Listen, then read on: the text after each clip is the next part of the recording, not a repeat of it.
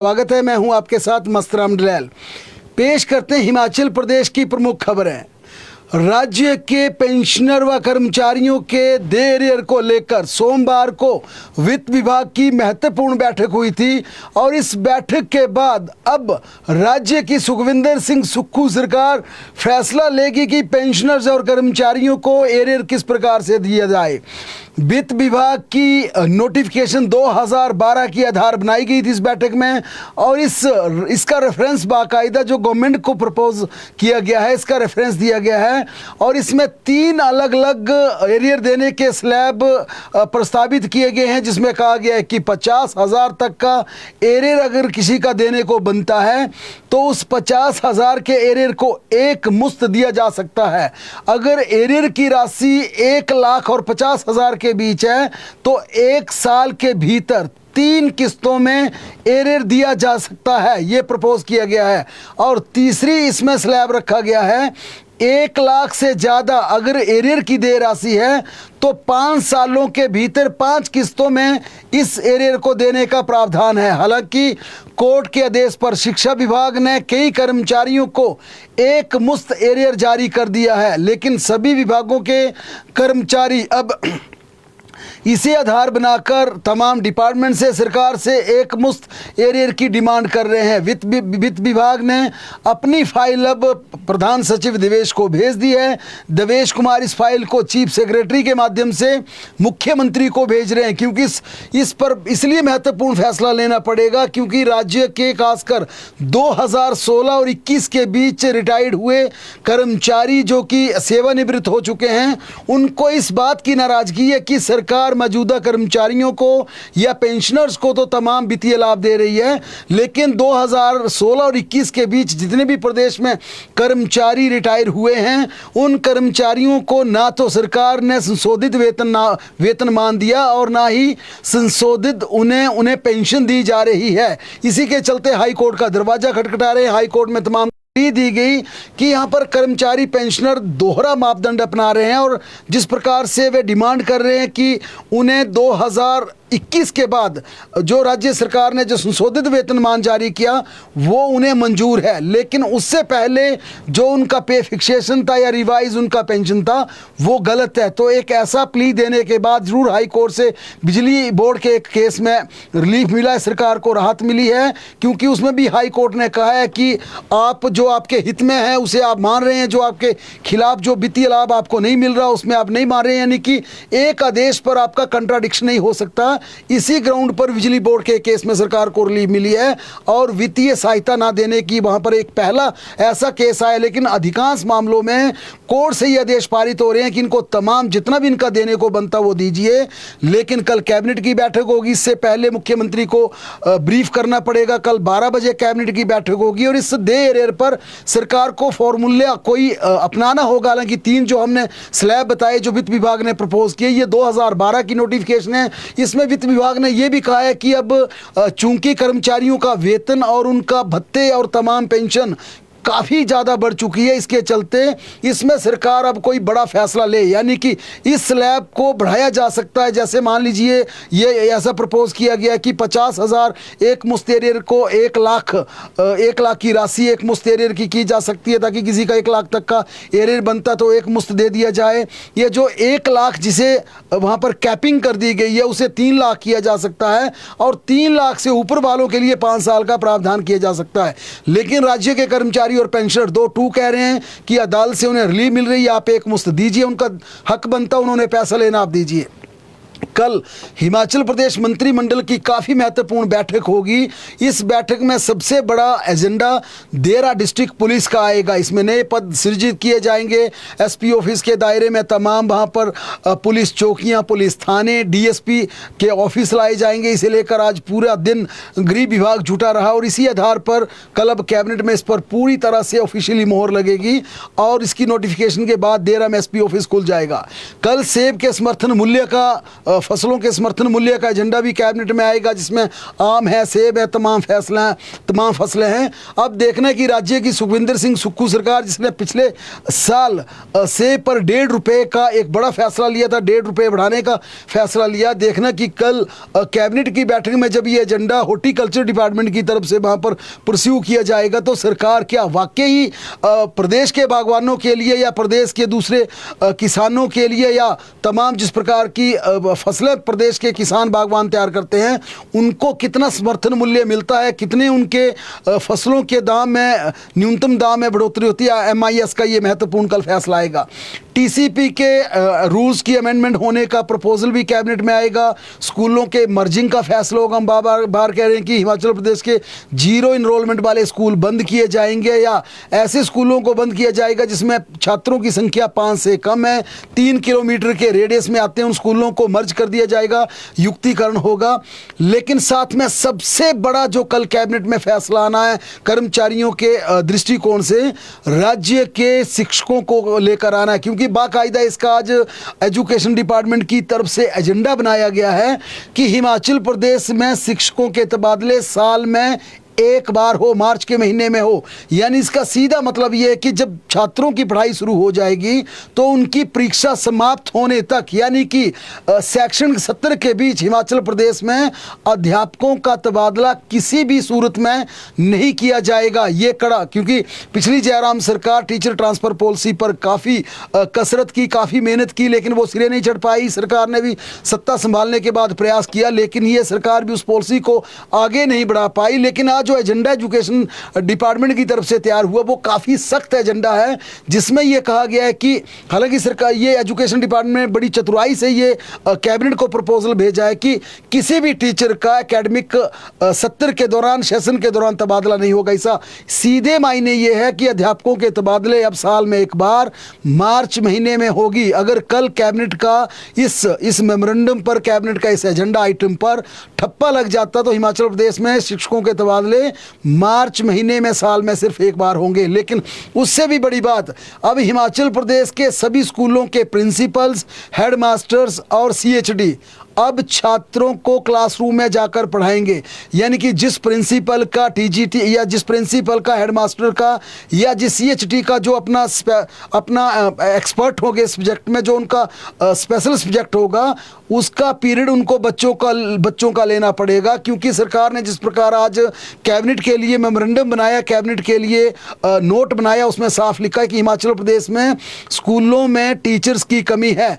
कई प्रिंसिपल्स ऐसे हैं जिनका मैथ में उनकी एक्सपर्टीज़ थी, या कई ऐसे जो इकोनॉमिक्स से एक्सपर्ट होने के बाद प्रिंसिपल बने, कोई हिंदी के विशेषज्ञ थे। वह तमाम प्रिंसिपल, हेडमास्टर्स और CHD जिनका अपनी एक्सपर्टीज़ उनके सब्जेक्ट में होगी, उस विषय को वही प्रिंसिपल, वही +1 और +2 के छात्रों को पढ़ाएंगे। दूसरे बच्चों को भी पढ़ा सकते हैं, लेकिन +1 और +2 के बच्चों को पढ़ाना पड़ेगा। यानी कि जिन स्कूलों में जो हेडमास्टर, प्रिंसिपल, CHD लगे हैं, उनका जो विशेषज्ञ वाला उनका विषय होगा, वहां पर अब उन स्कूलों में दूसरे टीचर नहीं भेजे जाएंगे, बल्कि प्रिंसिपल, CHD और हेडमास्टर पढ़ाएंगे। अगर कहीं पर टीचर का ट्रांसफ़र हो जाता है, उस गैप अरेंजमेंट में भी प्रिंसिपल पढ़ाएंगे। एक बड़ा आदेश ये कल की कैबिनेट में होने वाला, स्पेशल एजुकेटर का ये कैबिनेट से हो चुका है, फाइनेंस से अप्रूव हो गया है। अब इसके जो RNP रूल्स बनेंगे उसका मसौदा भी कैबिनेट में आएगा। HRTC के घाटे की रिपोर्ट कैबिनेट में आएगी। होम स्टे पॉलिसी कल कैबिनेट में आएगी। और इस होम स्टे पॉलिसी की बात करें तो शहरों में भी लोगों को होम स्टे के जो संचालन है उसको लीगलाइज कर दिया जाएगा, लेकिन पैसा सरकार को देना पड़ेगा। 3 कैटेगरीज की जा रही हैं, अर्बन, सेमी अर्बन, रूरल, तीनों के लिए अलग अलग कमरों के किराए निर्धारित किए जा रहे हैं, लेकिन बिजली पानी के लिए सरकार पैसे लेगी। कल बड़ा दिन है हिमाचल प्रदेश के लोगों के लिए, क्योंकि जिस प्रकार की रिसोर्स मोबिलाइजेशन की एक कैबिनेट सब कमेटी बनाई गई है, वो एक कमेटी कल कैबिनेट में अपनी रिपोर्ट प्रस्तुत करेगी कि हिमाचल प्रदेश में जिस प्रकार से राशन या बस या जितनी भी सब्सिडी दी जाती है, उस सब्सिडी से राज्य सरकार को कितना नुकसान हो रहा है, और इन सब्सिडीज़ को बंद कर दिया जाए तो हिमाचल प्रदेश को कितना बड़ा लाभ होगा। इस पर भी कल रिसोर्स मोबिलाइजेशन के लिए कंस्टिट्यूट की गई कैबिनेट की सब कमेटी मंत्रिमंडल के समक्ष अपनी रिपोर्ट रखेगी, और इसमें भी बड़े फैसले होने वाले हैं, क्योंकि मुख्यमंत्री सुखविंदर सिंह सुक्खू ने साफ कहा कहा है कि चुनावों का दौर निपट गया, आपदाओं का दौर निपट गया। अब हिमाचल प्रदेश में बड़े फैसले लेने का वक्त आ गया और ये बड़े फैसले HRTC में महिलाओं को 50% किराए में जिस प्रकार से छूट दी जा रही है उस पर कल डिस्कशन हो सकती है, चर्चा हो सकती है। राशन सब्सिडी पर कल चर्चा हो सकती है। पानी मुफ्त हिमाचल प्रदेश के ग्रामीण क्षेत्रों में दिया जा रहा उस पर चर्चा हो सकती है। जितनी भी हिमाचल प्रदेश में सब्सिडाइज चीज़ें दी जा रही हैं, सब्सिडी दी जा रही है, सब्सिडाइज फैसिलिटी दी जा रही है, सर्विसेज दी जा रही हैं, उस पर कल मंथन के बाद फैसला हो सकता है।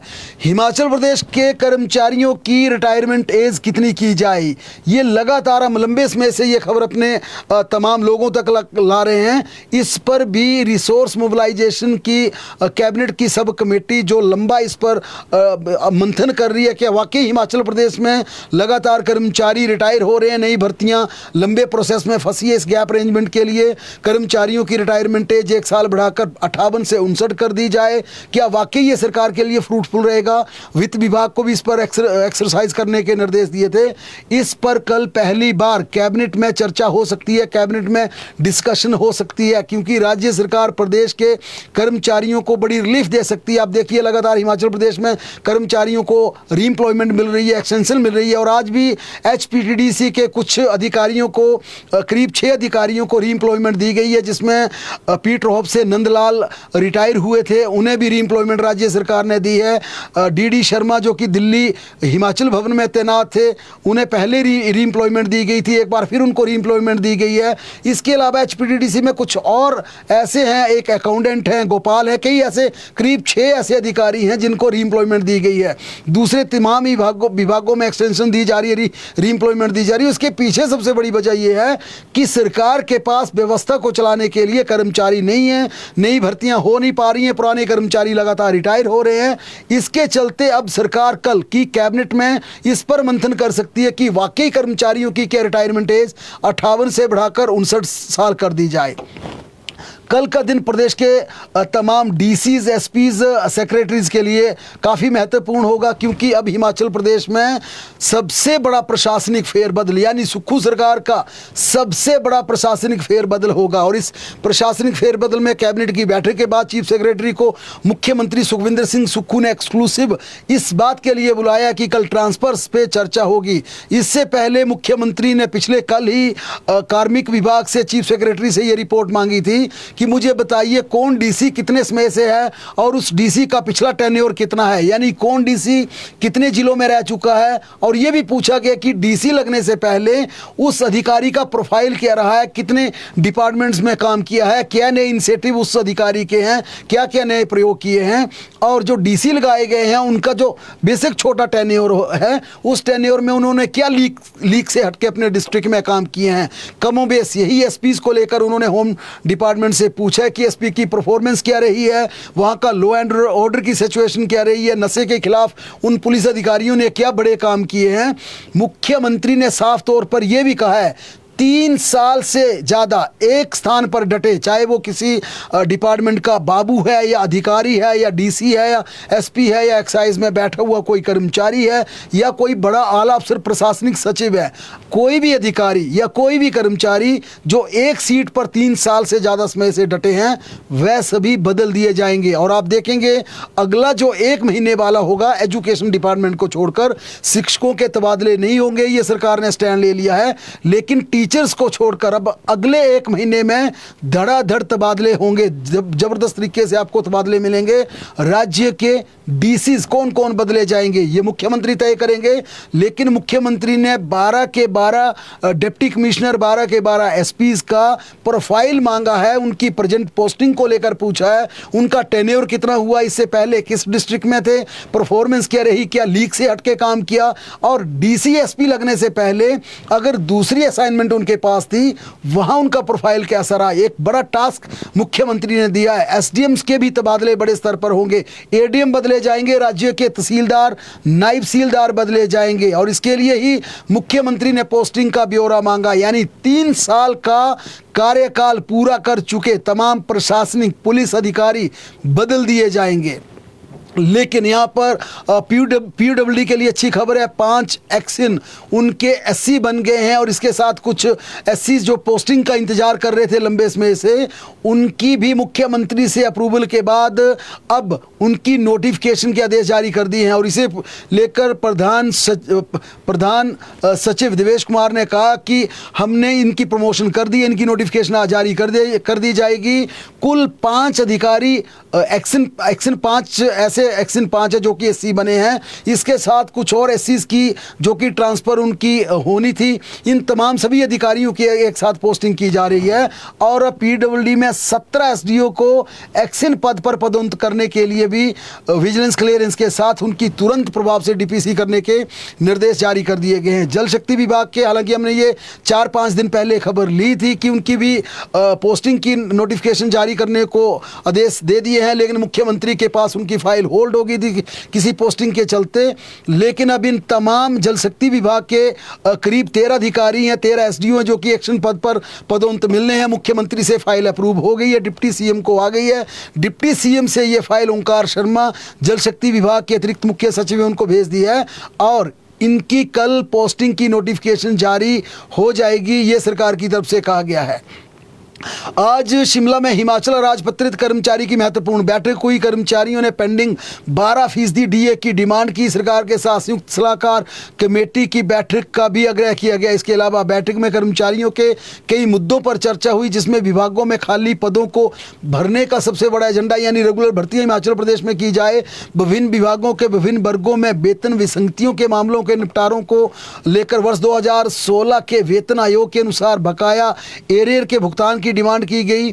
2 बार संविदा कर्मचारियों के नियमितीकरण का मामला उठाया गया। 30 सितंबर 31 जनवरी दो बार इनको रेगुलर किया जाए, कॉन्ट्रैक्चुअल सर्विस वाले कर्मचारियों को। हिमाचल प्रदेश विद्युत निगम जिला परिषद तथा अन्य छूटे विभागों के लिए पुरानी पेंशन का प्रावधान किया जाए। क्लास 4 कर्मचारियों की रिटायरमेंट की आयु 58 से बढ़ाकर 60 साल कर दी जाए। विभिन्न विभागों के विभिन्न वर्गों के पद का नाम बदलने का मामले को भी रिकमेंड किया गया। जल रक्षक का अनुबंध से ताले लटक सकते हैं, ये बड़ी चेतावनी पटवारी कानूनगो की एसोसिएशन ने जारी की है, क्योंकि स्टेट काडर बनने से नाराज हिमाचल प्रदेश संयुक्त ग्रामीण राजस्व अधिकारी एवं कानूनगो महासंघ ने इसका ऐलान कर दिया है। महासंघ ने सरकार को चेतावनी दी है कि स्टेट काडर बनाने के फैसले से सरकार पीछे नहीं हटती, इस फैसले को वापस नहीं लेती तो 25 जुलाई से एडिशनल पटवार और कानूनगो सर्कल का काम देखना पटवारी कानून को बंद कर देंगे। और यह भी चेतावनी दी गई है कि अगर ऐसा हुआ तो प्रदेश के लोगों को इसकी परेशानी झेलनी पड़ेगी। प्रदेश में पहले 10 दिन से ऑनलाइन सेवाएं हड़ताल की वजह से इन्होंने बंद कर दी थी। स्टेट काडर बनाए जाने से नाराज पटवारी कानूनगो ने बीते 15 जुलाई से ही ऑनलाइन काम करना बंद कर दिया था, लेकिन अब तक सरकार की तरफ से महासंघ को वार्ता के लिए नहीं बुलाया गया। इससे नाराज महासंघ ने कल से एडिशनल वर्क बंद करने का ऐलान कर दिया है। दरअसल 12 जुलाई की कैबिनेट मीटिंग में हिमाचल प्रदेश के पटवारी कानूनगो को स्टेट काडर बनाने का फैसला पारित किया गया था। अभी पटवारी का कानूनगो दोनों का जिला काडर है। कैबिनेट द्वारा इन्हें स्टेट काडर बनाए जाने का फैसला लिया गया था। इस पर महासंघ पूरे प्रदेश में भटक गया है। कैबिनेट के फैसले के बाद पटवारी कानूनगो सभी ऑफिशियल व्हाट्सएप ग्रुप से भी एग्जिट कर चुके हैं। लेकिन कानूनगो के लिए एक अच्छी खबर है। अच्छी खबर यह है कि कांगड़ा डिवीज़न के कानूनगो की वरिष्ठता सूची नए सिरे से बनाई जा रही है। कोर्ट के आदेश पर यह कसरत रेवेन्यू डिपार्टमेंट ने शिमला में शुरू कर दी है। लेकिन इसी बीच नई सीनियोरिटी, नई वरिष्ठता सूची तो लगभग तैयार हो गई है और इस सूची में 4 नायब तहसीलदार अब डिमोट हो जाएंगे। ये डिमोट होकर दोबारा कानूनगो बन जाएंगे। इनके लिए अच्छी खबर नहीं है, लेकिन अच्छी खबर उस तमाम कानूनगो के लिए है जो कि इस रेगुलर भर्ती से वंचित थे, जिनको लगातार, क्योंकि हिमाचल प्रदेश में आपने देखा होगा लगातार राज्य में भर्ती प्लेसमेंट के आधार पर हो रही थी, रेगुलर बेसिस पर भर्ती नहीं हो रही थी। लेकिन अब राज्य सरकार ने ये तय किया है कि हम अब रेगुलर भर्ती करेंगे और इसके लिए तुरंत प्रभाव से कांगड़ा डिविजनल कमिश्नर को आदेश जारी कर दिए हैं कि कानूनगो की बीसीसी क्लियरेंस करवा के, विजिलेंस क्लियरेंस करवा के तुरंत प्रभाव से शिमला भेजी जाए, ताकि हिमाचल प्रदेश के तमाम कानूनगो की पहले कांगड़ा की जाए, फिर मंडी शिमला की डीपीसी की जाए, ताकि जितने भी यहाँ पर कानूनगो बनने हैं, कानूनगो से नायब तहसीलदार बनने हैं, उसके आदेश, उसकी नोटिफिकेशन सरकार जल्द कर सके। लेकिन यहाँ पर उन तमाम 4 कानूनगो के लिए संकट वाली खबर है जो कि नई प्रमोशन की, जो कि इस नई प्रमोशन, पिछली प्रमोशन की कवायद में नायब तहसीलदार से, कानूनगो से नायब तहसीलदार बन गए थे, उन्हें झटका जरूर लगेगा, क्योंकि उन्हें सांप सीढ़ी की खेल की तरह उन्हें अब नीचे आना पड़ेगा कानूनगो से, फिर माफ़ कीजिएगा, उन्हें फिर नायब तहसीलदार के पद से कानूनगो के पद पर वापस आना पड़ेगा। 4 अधिकारी कांगड़ा डिवीजन के ऐसे जरूर हैं, चाहे नायब तहसीलदार ऐसे जरूर हैं। वर्ष 2024 से पहले 6 महीने में 1 करोड़ टूरिस्ट प्रदेश के पर्यटन स्थलों में पहुंचे हैं। ये बात मुख्यमंत्री सुखविंदर सिंह सुक्खू ने आज कही। उन्होंने कहा कि साल के अंत तक 2 करोड़ सैलानियों का प्रदेश पहुंचने की उम्मीद है। उन्होंने कहा कि पर्यटकों की आमद में ज़बरदस्त उछाल देखने में आया। प्रदेश के पर्यटन उद्योग के लिए ये एक अच्छा इंडिकेशन है। लंबे समय से ये पर्यटकों की हिमाचल प्रदेश में तादाद बढ़ रही है। जीओआईटी के रिजल्ट की बात की जाए तो 817 के कैंडिडेट पर मुख्यमंत्री ने कहा कि अब ज़्यादा लंबा इंतजार इनको करना नहीं पड़ेगा। शिमला में मीडिया से बातचीत करते हुए मुख्यमंत्री सुखविंदर सिंह सुक्खू ने कहा कि सरकार इनका रिजल्ट घोषित करने का फैसला सरकार ने ले लिया है। इनके डॉक्यूमेंटेशन पूरे हो चुके हैं। राज्य चयन आयोग को इनका रिजल्ट जल्द घोषित करने के आदेश भी पारित कर दिए गए हैं। मुख्यमंत्री ने कहा कि वे हड़ताल पर बैठें या नहीं, इनके लिए रिजल्ट घोषित होना तय है। उन्होंने कहा चाहे वो वहां पर बैठें या ना बैठें, लेकिन इनका रिजल्ट हम डिक्लेयर जरूर करेंगे। जीओआईटी 817 पोस्ट कोड के कैंडिडेट्स जल्द से जल्द रिजल्ट घोषित करने की अपनी डिमांड को लेकर राज्य चयन आयोग कार्यालय के बाहर 6 दिन से क्रमिक अनशन पर बैठे। उनका कहना है कि जब तक उनका रिजल्ट घोषित नहीं होगा वे अपना अनशन खत्म नहीं करेंगे। उधर आयोग के मुख्य प्रशासक डॉक्टर आर.के. पूर्थी पहले ही कह चुके हैं कि रिजल्ट तैयार किया जा चुका है। इसके लिए तकनीकी पहलू में कहीं कमी ना रह जाए, इसकी जांच गहनता से की जा रही है और उन्होंने कहा कि ये रिजल्ट जल्द घोषित कर दिया जाएगा। बैकलॉग भर्तियों को भरने की मांग को लेकर दृष्टिबाधित संघ से जुड़े लोग एक बार फिर राज्य सचिवालय के बाहर घेराव के लिए पहुंच गए। ब्लाइंड पर्सनल एसोसिएशन के अध्यक्ष राजेश ठाकुर ने कहा कि लंबे समय से बैकलॉग भर्ती का इंतजार कर रहे हैं। साल 1995 के बाद अब तक ये भर्ती नहीं हो पाई। ब्लाइंड पर्सन एसोसिएशन का धरना देते हुए कहा कि 276 दिन का वक्त बीत गया। चुनाव आचार संहिता से पहले वे शिमला के माल रोड पर बने रेन शेल्टर में 100 दिन से ज़्यादा क्रमिक अनशन पर बैठे रहे, तब भी सरकार ने उनकी नुमाइंदी उनसे मिलने कोई नहीं आया। अब एक बार फिर मांग उठा रहे हैं कि जल्द से जल्द दृष्टिबाधित और दृष्टिहीनों के बैकलॉग की भर्ती को पूरा कर दिया जाए। उन्होंने ये भी कहा कि दिव्यांगों का 4% कोटे का प्रावधान भी है, तब भी उनकी तरफ नहीं देखा जा रहा है। राज्य सरकार ने प्रदेश में मौजूदा सेब सीजन के दौरान बाहरी राज्यों के ट्रक चालकों को स्पेशल रोड टैक्स में छूट प्रदान की है। हालांकि ये लगातार की रूटीन है। ये जानकारी डिप्टी सीएम मुकेश अग्निहोत्री ने दी। उन्होंने कहा कि हिमाचल में प्रवेश करने वाले दूसरे राज्यों के ट्रक चालक जो नेशनल परमिट के तहत कवर नहीं हैं, उन्हें भी राज्य में आलू और सेब के परिवहन के लिए विशेष पथ कर तुरंत प्रभाव से छूट प्रदान कर दी गई है। हालांकि ये फैसला वाकई ही काफ़ी अहम है और ये पहली बार हुआ है। परिवहन विभाग ने इस संबंध में नोटिफिकेशन भी जारी कर दी है। मुकेश अग्निहोत्री ने कहा कि परिवहन विभाग द्वारा बागवानों और किसानों के उत्पादों के परिवहन को सुगम बनाने तथा उन्हें हर संभव सहायता प्रदान करने की दिशा में निरंतर प्रयास किए जा रहे हैं। उन्होंने कहा कि सेब और आलू के परिवहन के लिए विशेष पथकर से छूट प्रदान कर सभी के हितधारकों को मदद मिलेगी। पड़ोसी राज्य जम्मू कश्मीर में लगातार आतंकी हमलों को देखते हुए जिला पुलिस नूरपुर ने भी पंजाब हिमाचल बॉर्डर पर ढांगू चक्की पुल पर सुरक्षा व्यवस्था चाक चौबंद कर दी है। सीसीटीवी निगरानी के साथ सहायक पुलिस निरीक्षक राजपाल ठाकुर की अगुवाई में हथियारबंद पुलिस कर्मचारियों की तैनाती कर दी गई है और सभी आने जाने वाले वाहनों की जांच की जा रही है। पुलिस उप अधीक्षक धर्मचंद वर्मा ने बताया कि बाहरी राज्यों से किसी प्रकार की अवैध गतिविधियों को रोकने, नशे के खिलाफ चेकिंग की जा रही है। ये चेकिंग आगे भी जारी रहेगी। सुंदरनगर के भवाना के नज़दीक 4 लेन पर आज एक चलते ट्रक में आग लग गई। इंजन से धुआं निकलते देख चालक ने तुरंत ट्रक को सड़क के किनारे खड़ा कर दिया और उसे सुरक्षित बाहर निकाल लिया। किसी राहगीर द्वारा फायर ब्रिगेड को इस बारे सूचित किया गया। सूचना मिलने पर सुंदरनगर के फायर ब्रिगेड की टीम पहुंची और आग पर काबू पा लिया गया। हिमाचल में 25 से 30 जुलाई तक भारी बारिश का अनुमान है। मौसम विज्ञान केंद्र ने इसे लेकर एक बार फिर येलो अलर्ट जारी कर दिया। कई स्थानों पर भारी से भारी बारिश की चेतावनी है। प्रदेश में फिर से धीमा पड़ने लगा हालांकि मानसून। बहरहाल प्रदेश की तमाम बड़ी खबरों के लिए लगातार बने रहे हमारे साथ, देखते और पढ़ते रहें हिमाचल दस्तक।